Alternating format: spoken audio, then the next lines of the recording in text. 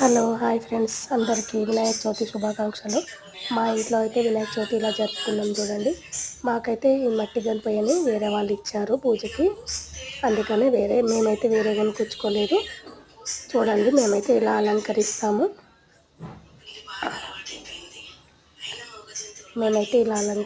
ఇలా అన్నీ వండినవన్నీ దేవుడి దగ్గర నైవేద్యంగా ఇస్తాము. ఇంట్లో పూజ అండి ఇది.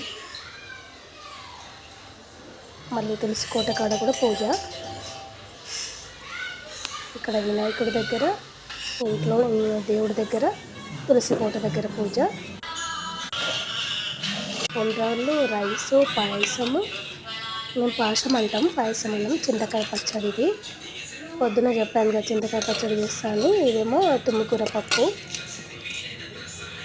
మేమైతే ఇలా చేస్తాం ఫ్రెండ్స్. మీరు ఎలా చేస్తారో కామెంట్ అయితే చేయండి.